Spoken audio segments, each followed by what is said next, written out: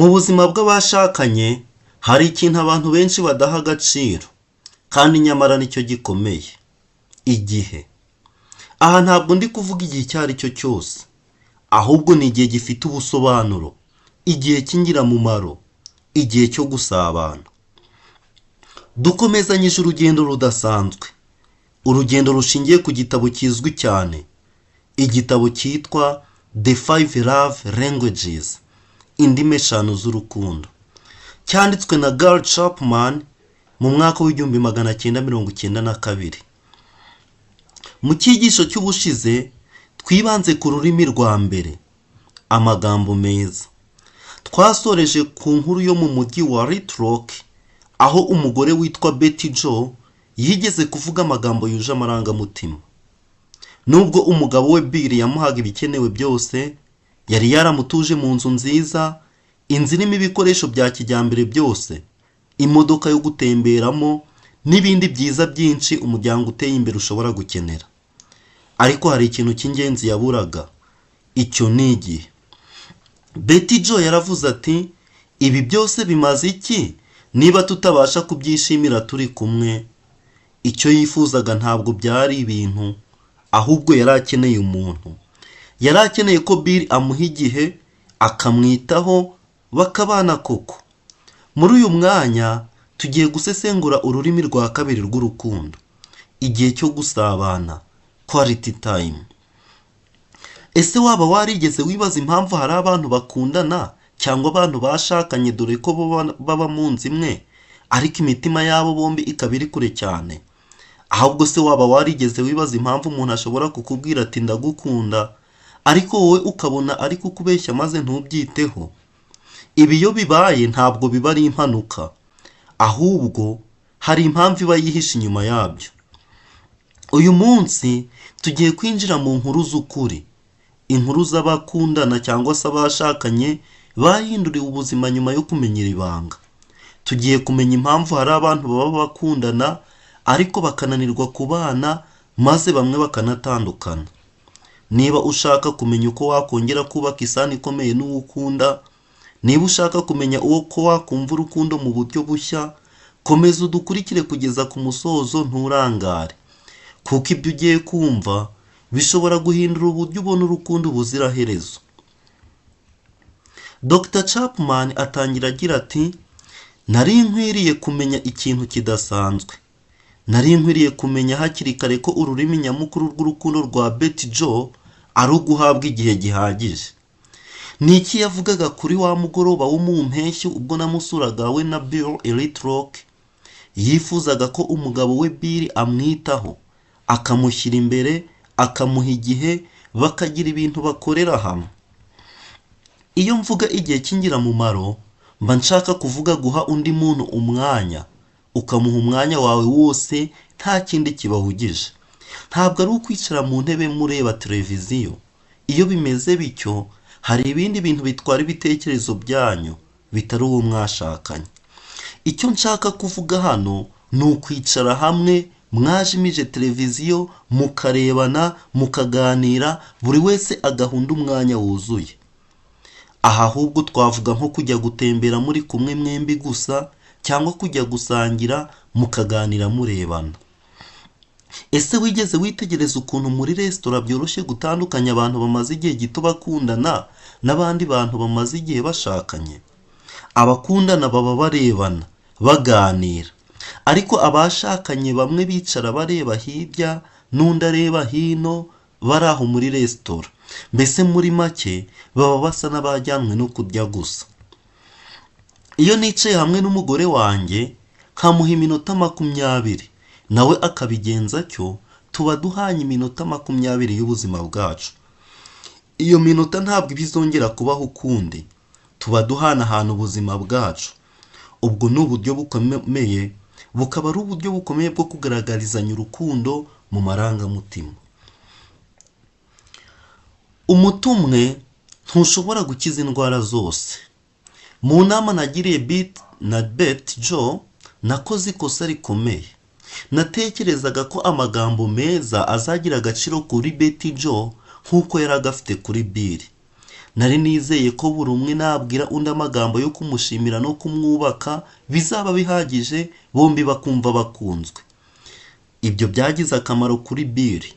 Yatangiye kumva yishimiye Betty Joe. Ariko kuri Betty Joe ntibyatanze umusaruro nk'uwo, kuko amagambo meza atari rwo rurimi rwe rw'ibanze rw'urukundo. Nongeye kumuhamagara kuri telefone nshimira Bill umuhati yagize mu meza birashize. Namubwiye ko yakoze neza cyane mu gushimira no kubwira Betty Joe amagambo meza kandi ko nawe yayumvise. Ariko arambwira ati Dr. Chapman, Betty Joe yakomeje kubura ibyishimo. Ntekereza ko ibintu bitarahinduka cyane kuri we. Naramusubije ati nibyo kandi nzi impamvu. Ikibazo ni uko namugiriye inama y'ururimi rw'urukundo rutari rwo. Bill ntiyumvise neza icyo nashakaga kuvuga. Namusobanuriye ko igituma umuntu umwe yumva akunzwe atari cyo buri gihe gituma undi nawe yumva akunzwe. Bill we yemeye ko ururimi rwe ari amagambo meza. Yambwiye ukuntu byamunezezaga n'ukuntu yumvaga ameze neza iyo Betty Joe yabaga amushimiye ibyo akora. Namusobanuriye ko ururimi rwa Betty Joe watari amagambo meza, ahubwo ko ari igihe cyo gusabana. Namubwiye ko ibyo bisobanuye guha umuntu undi ukamuha umwanya wuzuye, ukamuvugisha utari gusoma ikinyamakuru cyangwa ureba televiziyo, ahubwo ukamuvugisha umureba mu maso, ukamuha umwanya wawe wose, mugakorera hamwe ibyo akunda, ukabikora ubishyizeho umutima. Bill ahita avuga ati nk'igihe naba njyanye nawe mu bitaramo bya muzika. Aha nahise numva ko atangiye kubyumva neza. Arongera ati Dr. Chapman, ibyo nibyo Betty ahora nengera. Avuga ko nta bikorwa nkorana nawe kandi ko ntamarana nawe umwanya runaka. Ajya ambwira ati mbere yo gushakana twajyaga tujya ahantu tukaganira, ariko ubu ngo mpora mpugiye mu kazi. Noneho koko ngo urwo ni rwo rurimi rwe rw'urukundo? Nta gushidikanya rwose. Ariko se Dr. Chapman, nakora iki? Kakazi kanjye nako kantwara igihe kinini cyane. Naramubwiye nti mbwira uko bimeze. Mu minota 10 yakurikiyeho yambwiye amateka y'ukuntu yazamutse mu kazi ke, uburyo yakoraga cyane nuko yishimiraga ibyo yagezeho. Yambwiye n'inzozi afite z'ahazaza, ndetse ko mu myaka 5 iri imbere azaba ageze aho yifuza kugera. Naramubajije nti ese ushaka kuzagera aho ngaho uri wenyine cyangwa ushaka kuzahagera uri hamwe na Betty Joe ndetse n'abana? Aransubiza ati ndashaka kuzahagerana nabo Dr. Chapman, ndashaka ko abyishimira. Niyo mpamvu bimbabaza iyo anenga ko mara igihe kinini ku kazi kandi ibyo nkora mbikora ku bwacu, ariko nkabona bitamunyura. Naramubwiye nti none se utangiye kubona impamvu ahora asa n'udashima Bill we? Ururimi rw'urukundo ni igihe. Wamuhaye igihe gike kandi ku buryo ikigega gike cy'urukundo cyatangiye kugabanyuka. Yumva nta mutekano afite mu rukundo umukunda, niyo mpamvu yatangiye kwitwara cyo. Ibitekerezo bye bihora ku kintu gitwara igihe cy'umugabo we, akazi kawe. Mu by'ukuri ntiyanga akazi kawe, ahubwo yanga ko akazi kawe atakaboneramo urukundo. Bill, hari igisubizo kimwe gusa, kandi unyumve neza Bill, bisaba ko ubiha agaciro. Ugomba guha igihe Betty Joe, ugomba kumukunda ukoresheje ururimi rwe nyakuri rw'urukundo. Ahita avuga ati nzi ko urimo kuri Dr. Chapman, none se nzatangirira he? Naramubajije nti ufite ka gapapuro kawe twanditsweho urutonde rw'ibintu byiza ubona kuri Betty Joe? Aransubiza ati kari hano. Ndamubwira nti ni byiza, tugiye gukora urundi rutonde. Urandikaho usubiza iki kibazo: ni ibihe bintu uzi ko Betty Joe yakwishimira ko mukorana?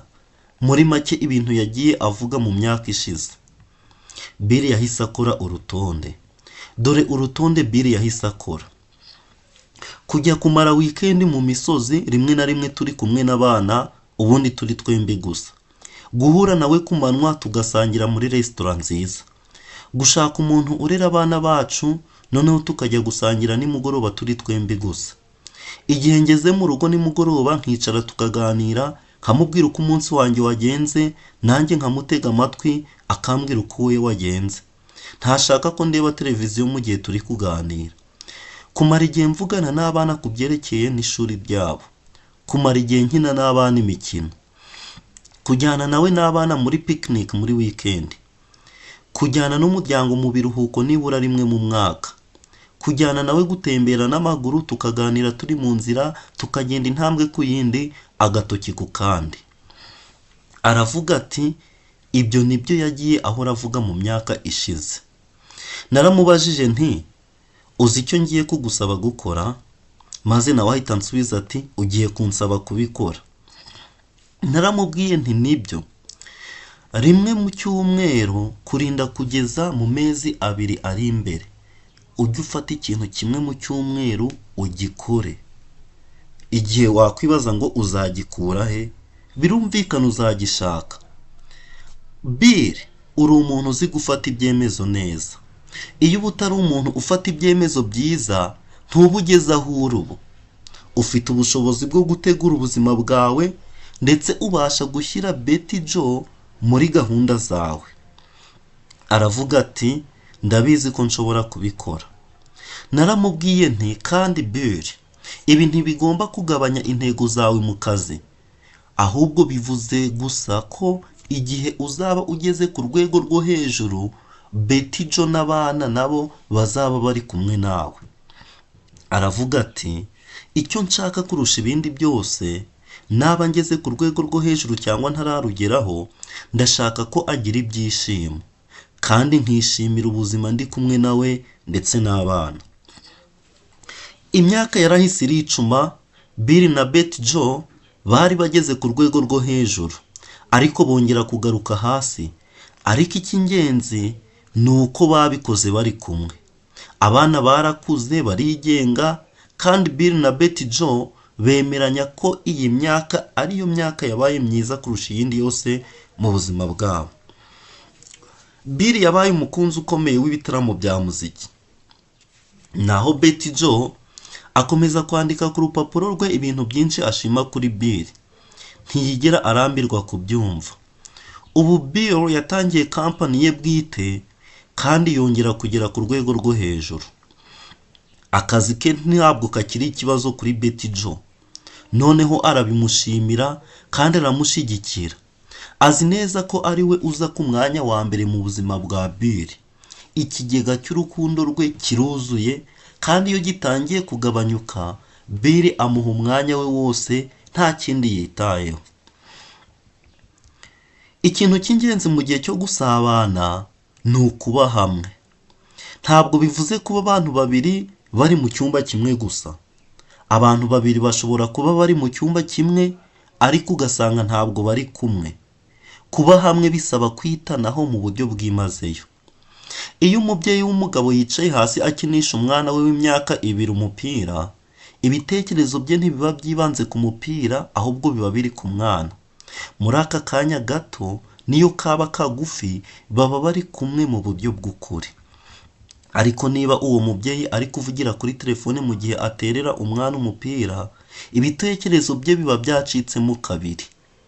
Hari abantu bashakanye batekereza ko bari kumarana igihe, nyamara ari uko baba batuye mu nzu imwe gusa. Baba bari mu rugo rumwe icyarimwe, ariko ntibaba bari kumwe by'ukuri. Umugabo ureba siporo kuri televiziyo, akayireba ari kuvugana n'umugore we, ntabwo aba ari kumuha igihe, kuko aho ntabwo bamwitayeho mu buryo bwuzuye. Igihe cyo gusabana ntibivuze ko tugomba guhora turebana mu maso gusa, ahubwo bivuze ko dukora ibintu turi kumwe, kandi tugahana umwanya wacu wose. Igikorwa dukora si cyo cy'ingenzi cyane. Icy'ingenzi mu marangamutima ni uko turi kumarana igihe buri wese yitaye ku wundi byuzuye. Icyo gikorwa kiba nk'inzira idufasha kumva turi kumwe. Ku mubyeyi uterera umwana umupira, icy'ingenzi si uwo mukino ubwawo, ahubwo ni amarangamutima avuka hagati y'umubyeyi n'umwana. Ni nako bimeze ku bashakanye. Niba umugabo n'umugore bakina na tennis, ntibibanda cyane ku mukino, ahubwo bibanda ku kuba bari kumwe. Kumara igihe turi kumwe mu gikorwa kimwe bituma tugaragarizanya ko twitanaho, bikatuma twerekanana ko twishimira kubana kandi ko dukunda gukorera hamwe ibintu hamwe. Nk'uko amagambo yo gushima words of affirmation afite uburyo butandukanye atangwamo, n'ururimi rw'igihe quality time narwo rufite uburyo bwinshi rugaragaramo. Bumwe mu buryo bukunze kugaragara cyane ni ikiganiro cy'akamaro cyangwa se ikiganiro cy'ingirakamaro, quality conversation. Iyo mvuze ikiganiro mba mvuga ibiganiro aho abantu babiri basangira ubuzima bwabo, bagasangira ibitekerezo, amarangamutima n'ibyifuzo byabo mu buryo bwuje urugwiro kandi butavangirwa. Abantu benshi bavuga ko abashakanye batavuga, ugasanga umuntu ari kuvuga ko uwo bashakanye atavuga. Ntibiba bisobanuye ko nta jambo na rimwe avuga ngo risohoke mu kanwa ke, ahubwo abashaka kuvuga ko batitabira kenshi ibiganiro nk'ibyo. Niba ururimi rw'ibanze rw'uwo mwashakanye ari igihe, ibi biganiro ni ingenzi cyane kugira ngo yumve akunzwe. Ikiganiro gitandukanye n'ururimi rwa mbere rw'urukundo.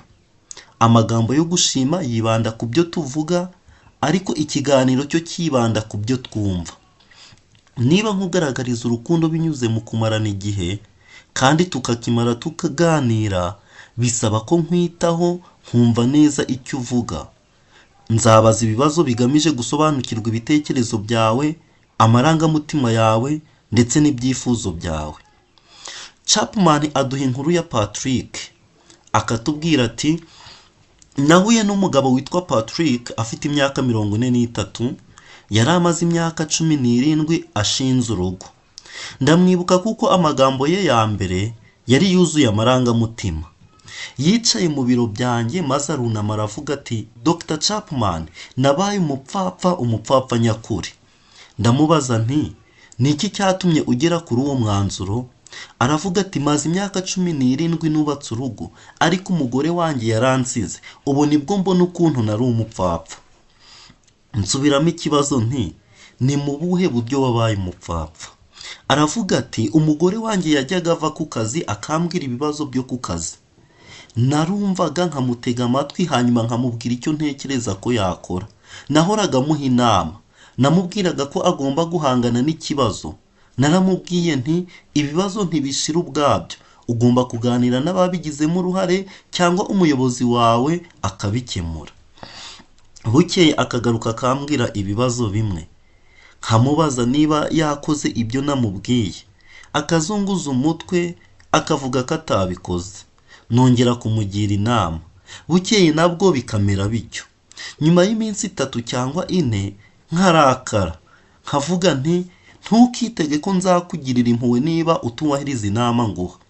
Numvaga bimbabaza kumubona ahangayitse, kandi ngatekereza ko aramutse akoze ibyo mubwira ibibazo bye byakemuka.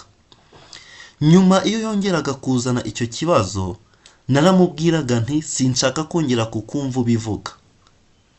Nakubwiye icyo wakora, niba utumva inama zanjye si ngombwa ko nongera kukumva. Abenshi muri twe twatojwe gusesengura ibibazo no gushaka ibisubizo, ariko twibagirwa ko urushako ari umubano. Urushako ntabwo ari umushinga urangizwa cyangwa se ngo ube ikibazo gikemurwa. Patrick yakomeje agira ati, naretse kumwitaho nkibera mu byanjye, mbega ukuntu nari umupfapfa. Ubu nibwo nsobanukiwe ko igihe yambwiraga ibibazo bye atashakaga inama, ahubwo yashakaga ko mugaragariza impuhwe. Yashakaga ko mutega amatwi, nkamuha umwanya, nkumva ububabare bwe ndetse nkanumva igitutu yari afite. Yashakaga kumenya ko mukunda kandi ko ndi kumwe nawe. Ntabwo yashakaga inama, yashakaga ko numva, ntega amatwi. Ariko ntabwo nigeze ngerageza kumva, nari mpugijwe no gutanga inama. Mbega ukuntu nari umupfapfa. Ubu yarigendeye. Ubu niko Patrick yari ari kubwira Dr. Chapman. kuki koko umuntu atabasha kubona ibi ngibi akabibona mu gihe bikiri kuba? Umugore wa Patrick yari akeneye cyane ikiganiro cy'ingirakamaro. Mu mutima we yashakaga ko umugabo we amwumva, akamwitaho, akumva ububabare n'agahinda ke. Ariko Patrick we ntabwo yibandaga kumutega amatwi, ahubwo yibandaga ku kuvuga. Yumvaga gato kugira ngo amenye ikibazo, hanyuma agahita atanga igisubizo. Ntiyigeze yumva ko umugore we yasabaga inkunga yo kumvwa. Abantu benshi muri twe tumeze nka Patrick, twatojwe gusesengura no gukemura ibibazo, tukibagirwa ko urushako ari umubano, atari ikibazo kigomba gukemurwa. Umubano usaba kumva witonze, ugamije gusobanukirwa ibitekerezo, amarangamutima ndetse n'ibyifuzo by'undi. Tugomba kuba twiteguye gutanga inama, ariko tukazitanga igihe tubisabwe, kandi ntabwo tugomba kuzitanga mu buryo busuzugura.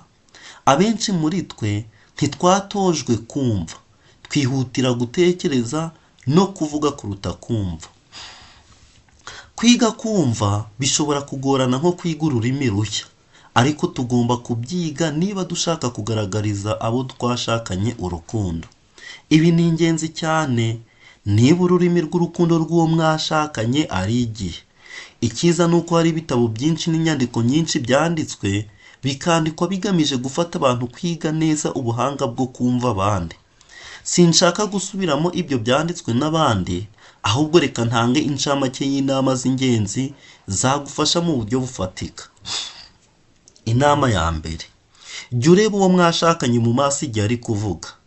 Ibyo bituma ibitekerezo byawe bitarangara kandi bikamwereka ko umwitayeho byuzuye. Icya kabiri, ntukumve uwo mwashakanye unakora ikindi kintu icyarimwe. Wibuke ko igihe cy'akamaro ari uguha undi muntu umwanya wawe wose. Niba uri kureba, usoma cyangwa uri mu kindi kintu kigushishikaje cyane mu buryo udashobora guhita ugihagarika, mubwize ukuri. Ushobora kumubwira uti, ndabona ushaka kumbwira ikintu cyiza kandi ndashaka kugutega amatwi neza, ariko ndifuza kukwitaho byuzuye. Ubu ntabwo mbishoboye, ariko umpaye iminota 10 nkarangiza ibi bintu ndimo, naza nkicara maze nkakumva nkagutega amatwi neza. Ibi bintu uramutse ubibwiye uwo mwashakanye, ahita yubaha ubwo busabe bwawe. Inama ya gatatu: jya wumva amarangamutima ari inyuma y'amagambo ari kukubwira. Ibaza uti, ni ayahe marangamutima uwo twashakanye afite? Iyo utekereje yuko wamenye amarangamutima afite, nanone gerageza kubyemeza.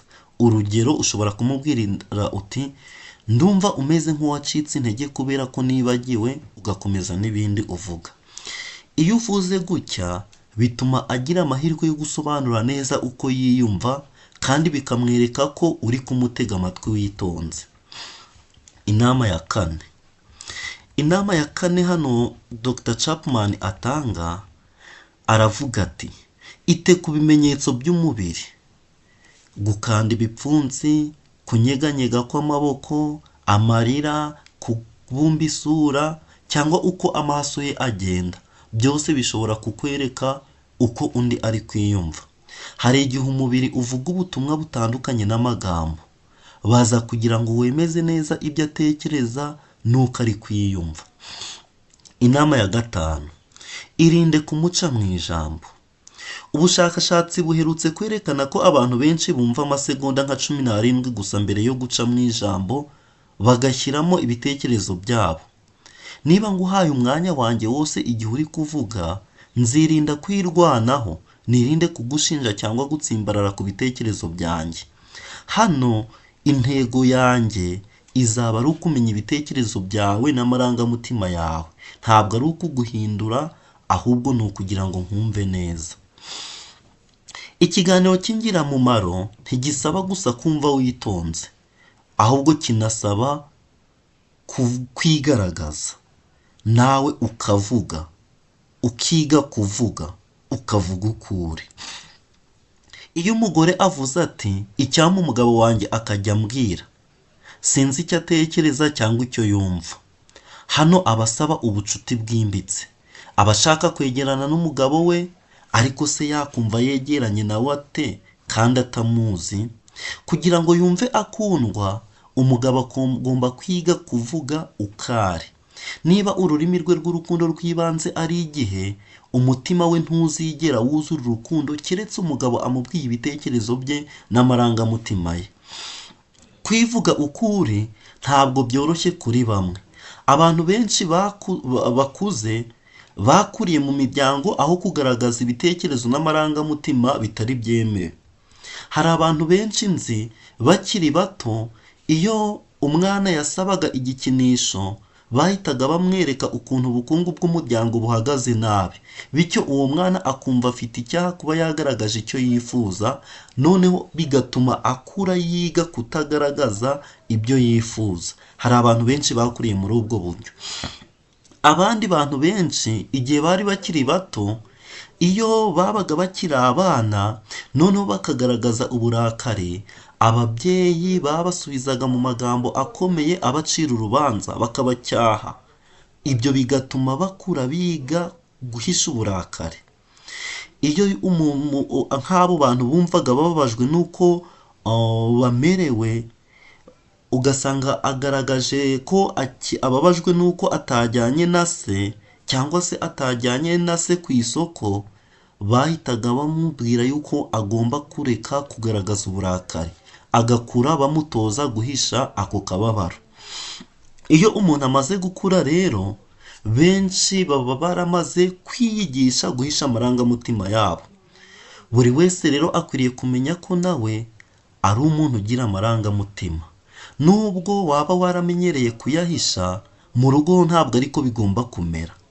Niba ukeneye kwiga uru rurimi, tangira utekereze amarangamutima ugira iyo uri hanze y'urugo.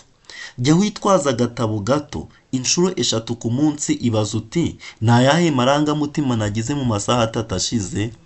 Urugero, ushobora kwibaza uti numvise meze nte igihe imodoka yansatiraga mu muhanda, cyangwa ukibaza uti igihe nageze kuri sitasiyo ya lisanse pompe ikanga guhagarara bigatuma basuka esanse ku modoka yanjye, numvise merewe nte. Igihe umuyobozi yambwiye ko akazi nkora kagomba kurangira mu minsi 3 kandi natekerezaga ko ngifite ibyumweru 2 byo kugakora, numvise meze nte. Aho birumvikana kuzahita umenya uko wari umeze. Noneho icyo uzakora, uzandika ayo marangamutima mu gatabo, unandike amagambo make akwibutsa ibyabaye. Urugero, ushobora kubyandika gutya, ukandika ibyabaye ukavuga uti imodoka yansatiriye mu muhanda, kuri sitasiyo ya lisanse basuse lisanse ku modoka yanjye, ku kazi nasabwe kurangiza akazi nagombaga gukora mu mezi 2, bambwira kugakora nkakarangiza mu minsi 3. Amarangamutima wagize noneho nayo ukayashyiraho. Amarangamutima ushobora kuba warakaye, ukaba warakaye cyane, ukaba wacitse intege, noneho ku bijyanye n'akazi wasabwe kurangiza mu minsi 3 kandi wari kuzakarangiza mu byumweru 2. Aha birumvikana amarangamutima ushobora kwandika yuko wumvise uhangayitse kandi ukumva ufite ubwoba. Uyu ni umwitozo w'ingenzi. Nukora uyu mwitozo inshuro 3 ku munsi, uzagenda umenya neza amarangamutima yawe. Noneho ikizakurikiraho, uzakoresha ako gatabo ubwira uwo mwashakanye muri make amarangamutima yawe n'ibyakubayeho, ubimubwire kenshi gashoboka. Mu byumweru bike uzabona bitakikugora kuvuga amarangamutima yawe. Nyuma yaho uzashobora no kuyavuga ku bijyanye n'uwo mwashakanye, uyavuge ku bijyanye n'abana ndetse no ku bindi bintu byose bibera mu rugo. Ariko nanone ugomba kwibuka yuko amarangamutima ubwayo atari meza. Rimwe ashobora kuba meza ubundi akaba mabi. Ahubwo icyo ugomba kumenya nuko amarangamutima ni ibisubizo by'imbere mu mutwe wacu ku bijyanye n'ibiba mu buzima bwacu. Muri ubu buzima cyangwa se muri buri kintu kibaye, tugira amarangamutima, tukagira ibitekerezo, tukanagira n'ibyifuzo. Hanyuma noneho ibyo bigatuma tugira ibikorwa runaka biturutse kuri urwo rutonde rw'ibyo bintu. rero kugaragaza uwo murongo wose nibyo twita kuvuga uko turi, kwigaragaza. Ibyo bigatuma rero tugaragariza amarangamutima abo twashakanye. Ubwoko bw'imyitwarire, personality types. Si twese tudafite aho duhurira n'amarangamutima yacu, ariko iyo bigeze rero ku kwivuga tukavuga amarangamutima yacu, twese tugirwaho ingaruka n'imiterere yacu uko duteye. Hari ubwoko bw'abantu batandukanye cyangwa se ubwoko bubiri bw'ibanze bw'imyitwarire ku bintu bijyanye n'amarangamutima. Iki kintu cyumve neza, dufite ubwoko bubiri bw'abantu cyangwa se ubwoko bubiri bw'imyitwarire igirwa n'abantu bitewe n'uko bateye. Ubwoko bwa mbere tubwita DDC, inyanja y'umunyu. Mu gihugu gito cya Israel, inyanja ya Galileya itemba igana mu majyepfo, ikanyura mu ruzi rwa Yorodani, igasuka mu nyanja y'umunyu. Iyi nyanja y'umunyu ho nta hantu ijyana amazi, ahubwo yakira amazi gusa ariko ntitange. Hari n'abantu rero bateye ku buryo nk'ubw'iyi nyanja y'umunyu.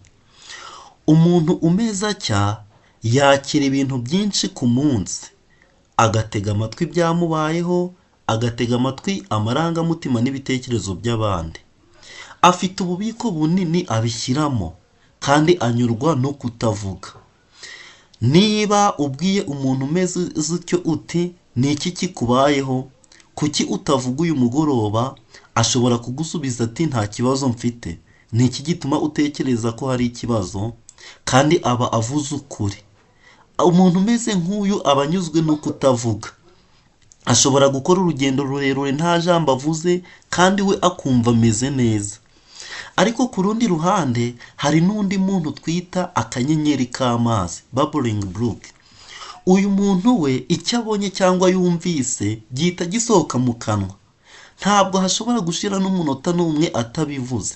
Iyo hagize ibyo abona cyangwa ibyo yumvise byose ahita abivuga.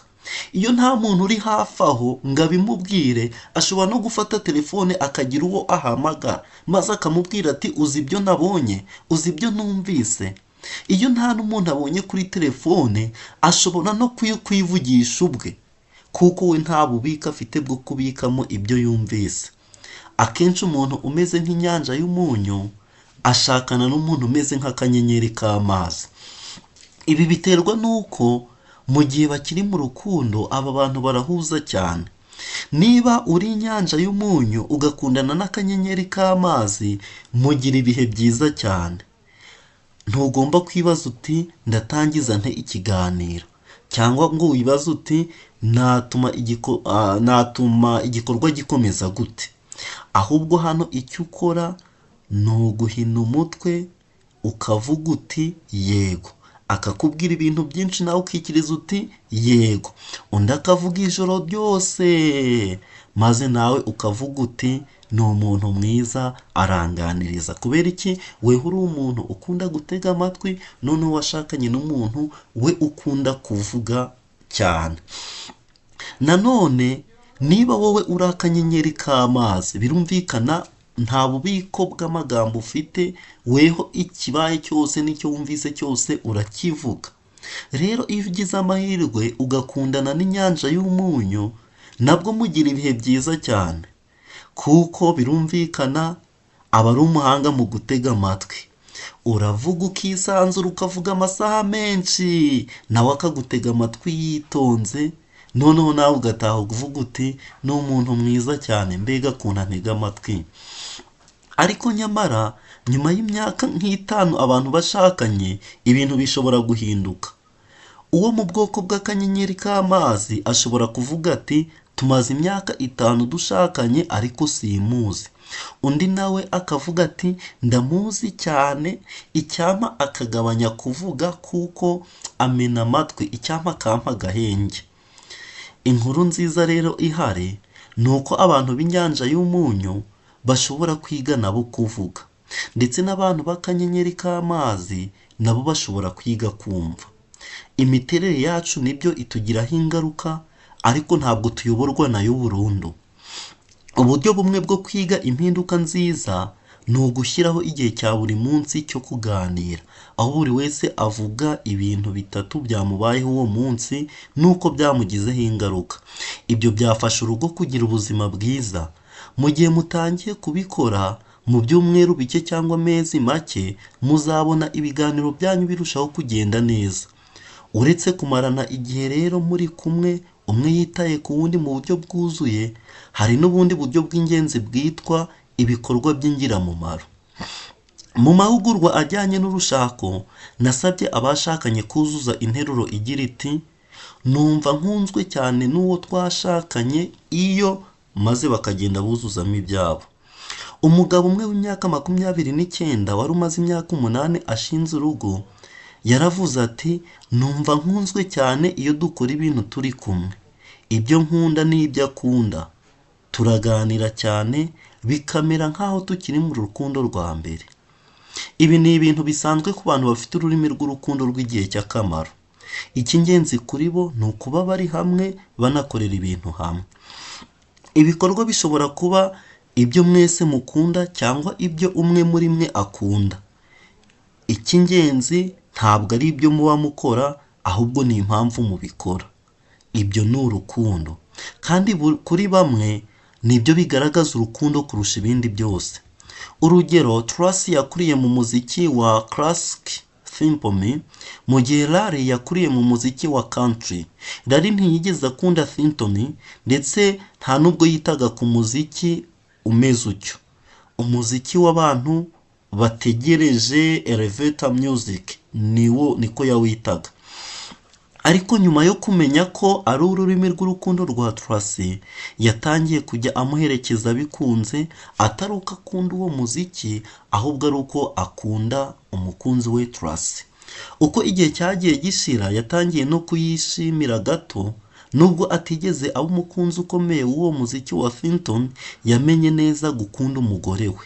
Ibikorwa by'ingirakamaro rero bishobora kuba guhinga ubusitani, gusura amasoko atandukanye, kugura ibintu bya kera, kumva umuziki, gusohokera hamwe, gutembera mukora urugendo rurerure, cyangwa koza imodoka muri hamwe.